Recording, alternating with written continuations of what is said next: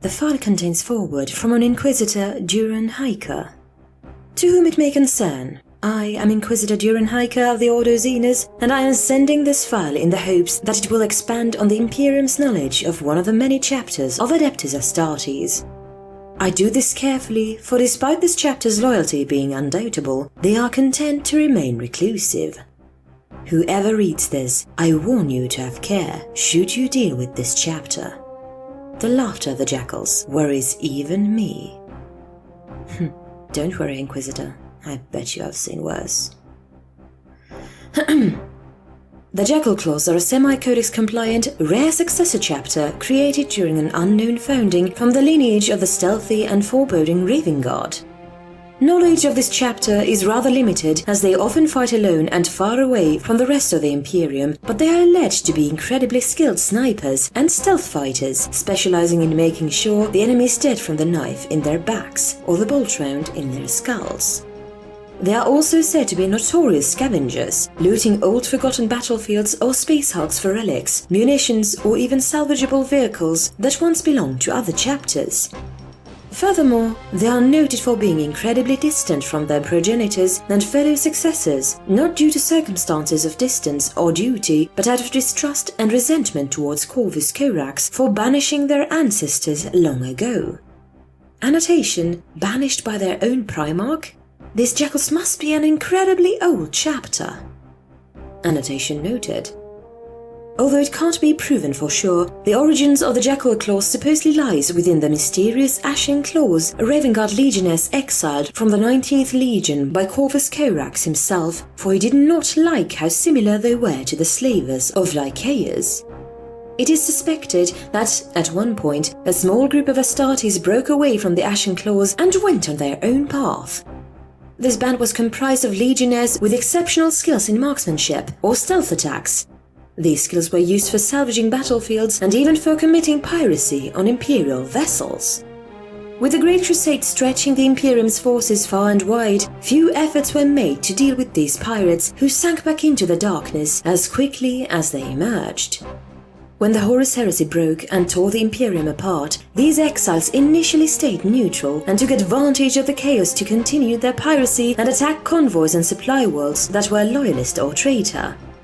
Of course, there was supposedly considerable debate on picking a side, many favoring the Lupercal, due to their experiences of fighting alongside his legion, the Lunar Wolves, prior to their banishment. However, as the Horus Heresy raged on into its 5th year, the exiles found the lows that the Lupercal had sunk into as they raided ships full of insane weaponry or warriors adorned in blasphemous iconography. Disgusted by what they saw, the exiles ceased attacking Imperial assets and focused completely on traitor fleets and outposts.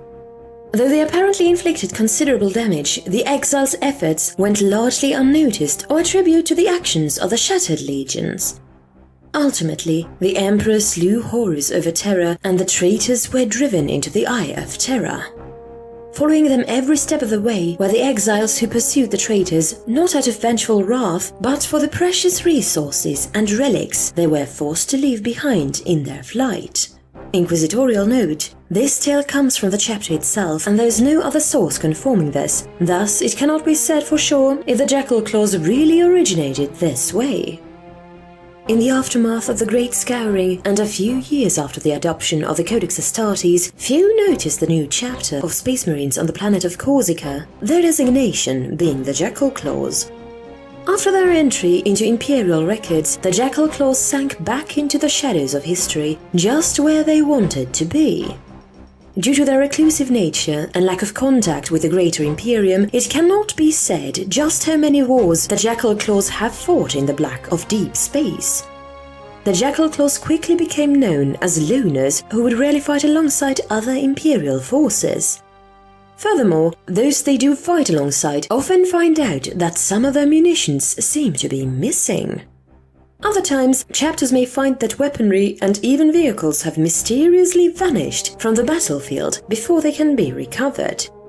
Although there is rarely any evidence, the Jackal Claw's armory does seem to swell with acquired items at the same time. Their nature as scavengers and even looters has earned the Jackal Claws another title, the Carrion Dogs, who give quartermasters a great amount of concern. On the other hand, the Jackal Claws also seem to acquire supplies through doing business with rogue traders and merchants. Perhaps through experience from once being pirates, the Jackal Claws have a strong grasp of business and negotiation. Furthermore, their ability to smell out a scam has spelled the end of many would-be con artists. This is what one trading dynasty learned at their peril. Tiberian Gracchus of the Gracchus trading dynasty believed he had scored a big gain when he tricked a group of Astartes into buying a shipment of faulty weaponry for an exorbitant sum of thrones. 1 month later, he woke up to find that he and his entire family were tied to chairs in a dark room. Around them were the bodies of their entire household of slaves, their throats cut, and each clutching one of the faulty weapons. What was more frightening were the 3 hooded Astartes standing on the other side of the room. The Astartes didn't even need to utter a word before the family pleaded for their lives, returning the thrones to them, as well as throwing in an entire rack of the finest weaponry in their stocks. Satisfied, the Astartes left, and the Gracchus dynasty never attempted to swindle another soul ever again, for the fear of the Jackals coming back. The story of the Gracchus dynasty isn't an uncommon event when it comes to the Jackal Claws. Entire dynasties foolish enough to make the mistake of crossing the Jackal Claws again have been wiped away from existence, their bloodlines slaughtered and their vaults emptied, or rogue trader fleets mysteriously found as wreckage. Of course, there's rarely any evidence that the Jackal Claws were, directly or indirectly, involved in these attacks. Those smart enough to learn from their mistake often find themselves in the Jackal's favor and receive a great deal of business from the chapter. Moreover, if a merchant or trader finds himself under threat, he can rely on the Jackal Claws to answer his or her call for help, such as when a trade duchess whose family had done business with the chapter before received their help in dealing with Eldar corsairs in the 40th millennium. While many chapters have often strained relationship with the successor chapter, the relationship between the Jackal Claws and their progenitors, the Raven Guard, are to the point of hostile. The Raven Guard have no knowledge of the Jackal Claws' founding and thus doubt there is a connection between them. What's more, the Jackals hold no love towards Corvus Corax and go as far as to denounce him, which causes no small amount of outrage should another son of Corax be nearby. Few know the reason for this hatred, but the Jackal Claws supposedly remember in the Great Crusade when Corax banished their ancestors into the stars, for he did not approve of what he saw as similarities to the slavers of Lycaeus.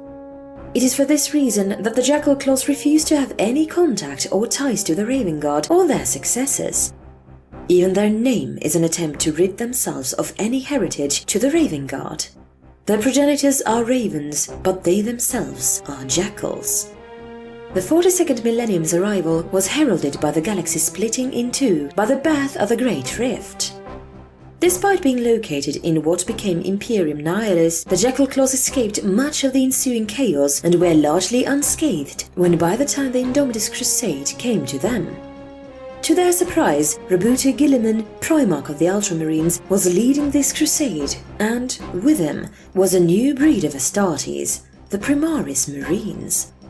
This next stage evolution of transhuman warriors were improved forms of Astartes with new strengths and advanced war gear. Before he moved on, the Primarch gifted the Jackal Claws with Primaris Marines as well as the means to make more. After some initial misgivings and suspicion, the Jackals accepted these new Marines and welcomed them into the chapter. At first, the new arrivals took time to adjust to the Jackal Claws' ways. The Primaris took heavy losses while they learned the tactics of the Jackals, and there was a wave of shock and outrage they had to get over when they found that the Jackal Claws carelessly looted the dead and wreckage of the battlefields. Eventually, however, as the first Primaris either died or assimilated into the Claws and new Primaris were made from the chapter's recruitment grounds, these problems faded away.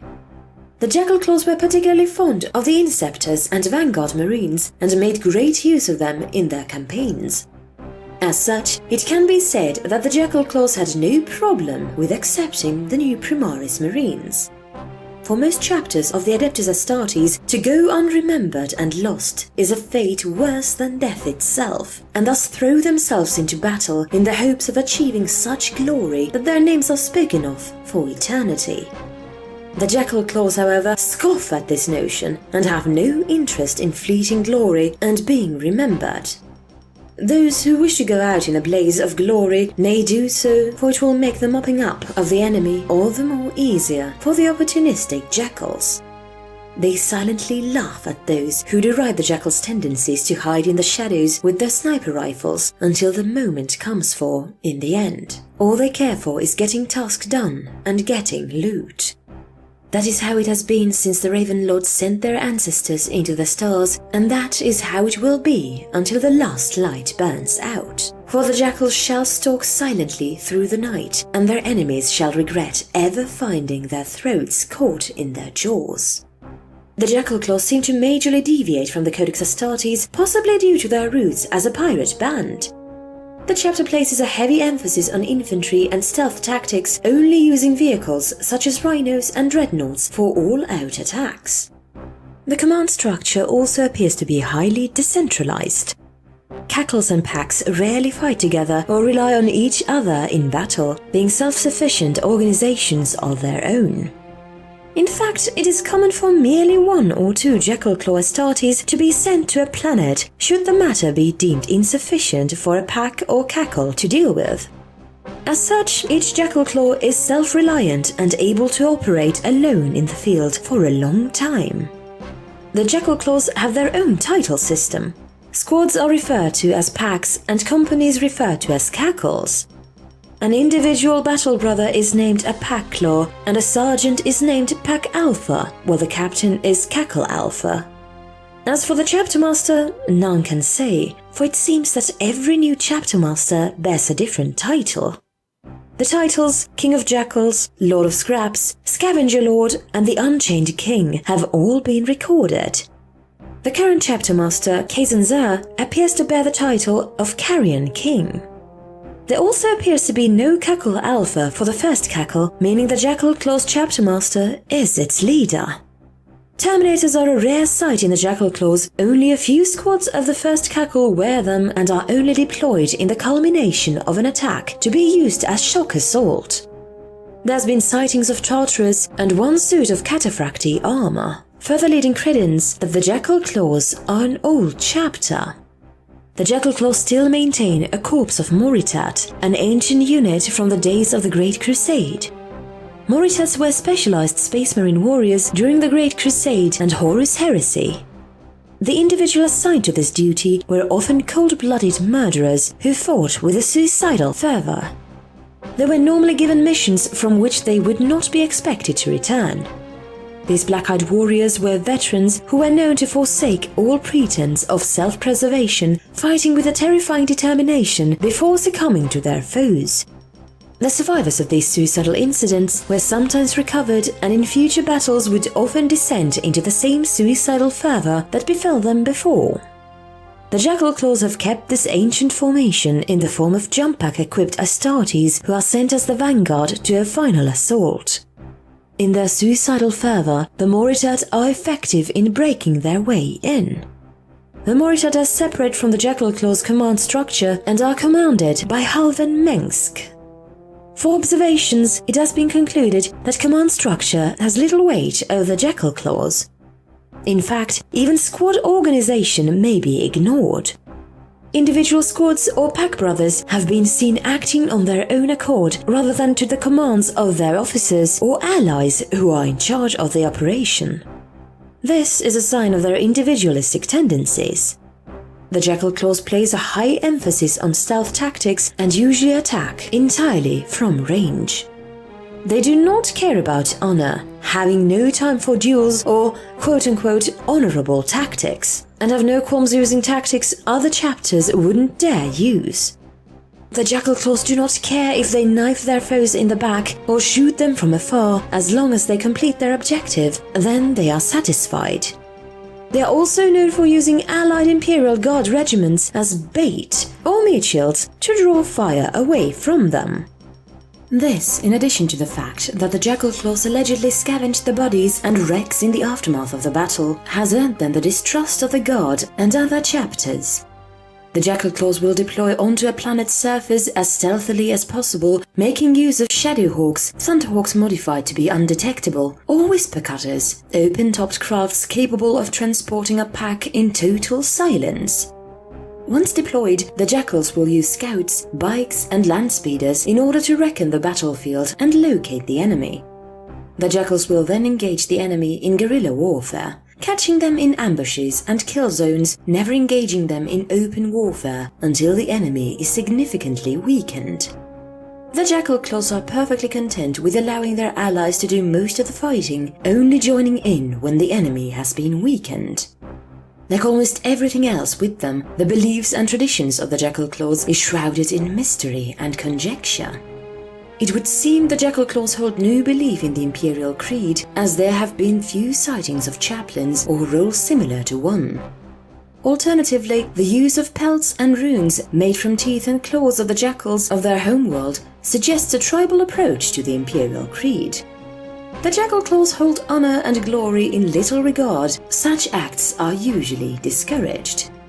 The Jackals instead encourage tactics and methods others would find considerably dishonorable. At the end of the day, the Jackals simply care about getting it over with. Despite being Raven God successors, the Jackal claws have absolutely no respect for their progenitors or Primarch. It is noted that whenever they are in the same war zone, the Jackal claws will keep as far away from the Raven God or other successor chapters as possible. This hatred is probably due to the fact that the Jackal claws are descendants of the Ashen Claws, exiles from the 19th Legion. The Jackal claws also hold little concern for civilians or their chapter serfs. Chapter serfs are usually beneath the Astartes' notice, treating them as invisibles who maintain the fortress ministry and cook their meals. Civilians are also beneath the Astartes, not caring for them as long as they are out of their way. Any civilian in their way is just seen as collateral. Naturally, this pragmatic view doesn't sit well with the chapters who care for the lives of mortals. On the one hand, civilians who have their uses are favored by the Jackal claws and maybe even earn their respect. A notable example would be Duran Hiker, Inquisitor of the Ordo Xenus, and is the reason that the Imperium is aware of the Jackal claws' history. Dreadnoughts typically are a respected and treasured member of a chapter for the wisdom these ancient warriors may hold. This is not the case for the Jackal claws, who see the interment into a Dreadnought as a fate worse than death. The prospect of spending eternity in a cramped sarcophagus and being devoid of one's own senses is terrifying to the free-moving Jackal claws who prefer to wait in the bushes as they hunt. As such, Dreadnoughts are generally treated as weapons of war, only to be awakened for when it is time for battle, and rarely for needed wisdom. Of course, the Tech Marines of the chapter care for the Dreadnoughts greatly and give them a basic amount of respect. As for the Dreadnoughts themselves, they bear their burden with grim acceptance, fighting their utmost to support their brothers. Rather than have dormitories, the Jackal claws eat and sleep in the expansive network of caves and caverns in the mountain of their fortress ministry. Packs make their beds around campfires surrounded by pelts. These are called hearths and are one of the few things the chapter consider to be sacred. A hearth is where an Astartes will spend most of his time outside of duties and battle, sitting around the campfire talking, laughing, or singing with his packmates. It is common for a pack to bring their hearth with them when they leave for a campaign, so that they may have a place to rest. Every hearth has its own boundary that is typically 10 meters in size. It is considered a grave insult if a member of another cackle or even another pack steps into the boundaries of a hearth belonging to another pack, and consequences are sure to follow. It doesn't matter who crosses the boundary, be they a pack brother or even chapter master. No one can cross the boundary without permission. Like their progenitors, the Jackal claw's gene seed has had the same degenerations and flaws. Unlike the Raven God and other successors whose Astartes gain very pale skin and black eyes as they age, a Jackal claw Astartes gains these traits when he is implanted with the gene seed. Why this happens is not known, but it has no negative properties, although their pitch black eyes are often quite intimidating. Whether this is due to their genetic lineage or simply their attitude, jackal claws often appear to be emotionless in their facial expressions, showing little to no reaction to news or bearing reactions others may normally have to certain stimuli. Those that do show emotion often appear scornful of others or mocking in their expressions. The jackal claws reside on Corsica, a feral world covered in savannas, bushlands, and the ancient ruins of cities. The people of Corsica have degenerated into primitive superstitious tribes that have no understanding of the ancient technology. It is believed the jackal claws deliberately keep the people in a state of conflict and regression in order to have a suitable recruitment pool. The people wear garbs made from animal pelts, and many tribes make use of face paint. This culture has been assimilated by the jackal claws, thus many have pelts and war paint. Corsica is home to an array of wildlife, most of them hostile to humans. The most famous of them are the jackals, large canine beasts that live in packs and attack when their prey is at its weakest. To kill one is a feat worthy of admiration. The Jackal Claw's fortress monastery is located in a tall mountain far in the north. Although the Jackal Claws often keep themselves isolated, they will occasionally travel the land. When a pack of jackal claws roam the land, the people would do well to avoid them, for who knows if the pack feels like doing a spot of hunting.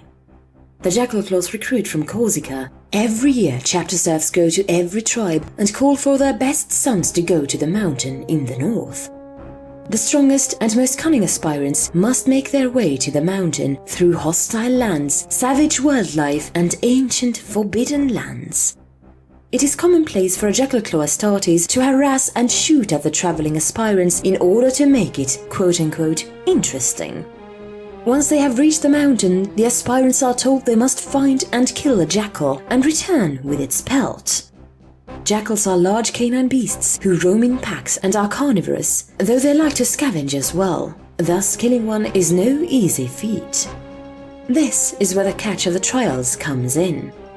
The jackal claws do not seek strength alone in the aspirants, but they seek cunning as well. Those with honor have no place among the chapter, for honor is blinding and worthless to them. In fact, stealing another aspirant's pelt, whether through stealth or even killing, is acceptable to the jackal claws, as they want warriors who don't concern themselves with honor and tradition, but with getting the task done. Although uncommon, aspirants may be taken from other worlds should Corsica's recruiting pool bear few successful recruits, or if a certain individual shows potential in being suitable for the chapter.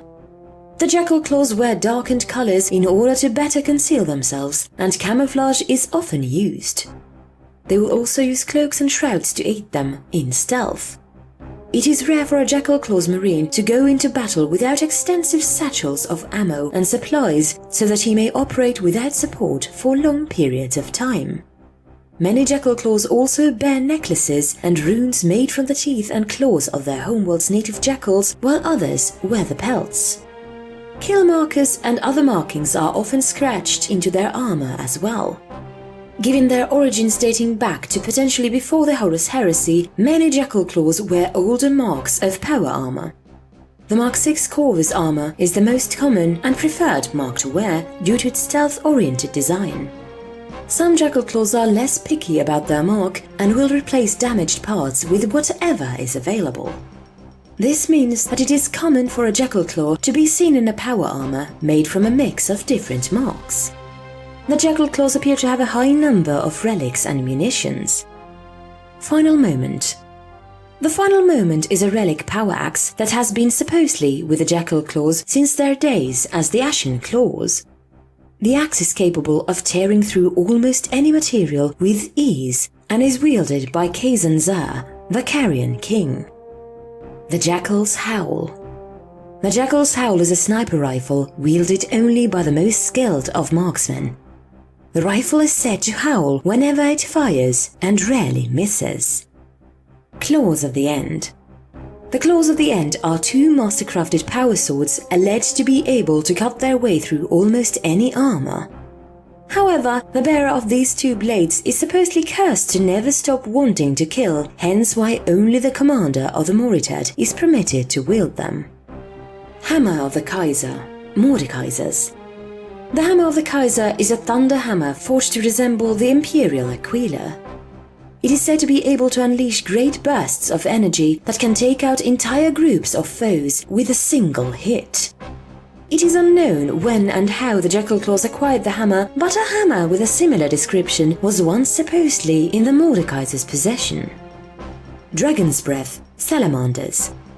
The Dragon's Breath is a heavy flamer capable of melting even adamantium in seconds. It was wielded amongst the Fire Drakes before disappearing in the Actal Cataclysm, an event the Jackal Claws were also present at. Hero's Rest, Deathwatch. Hero's Rest is an ancient Dreadnought sarcophagi supposedly gifted to the Deathwatch from the venerable Ultramarines. It disappeared in the middle of the 41st millennium and was next sighted in the Jackal Claw's possession. The chapter deny any similarities. Icefang, Space Wolves. Icefang is a double-bladed power axe that somehow ended up in the Jackal Claw's hands, who claim that the wolves on the axe are actually descriptions of jackals. Lightning Bolt, unknown, supposedly White Scars. Lightning Bolt is a predator of surprisingly great speed. Its supposed destruction at Canaria proved false, as predator matching Lightning Bolt's layout has been seen in the Jackal Claw's possession. Tome of Vidia, Blood Ravens. Annotation: the irony of this defies belief.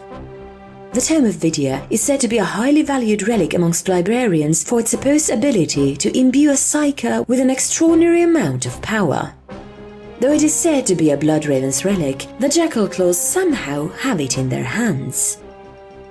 Now, to be fair, these are not the worst that I've seen, but let's just say I'm intrigued by their treasury.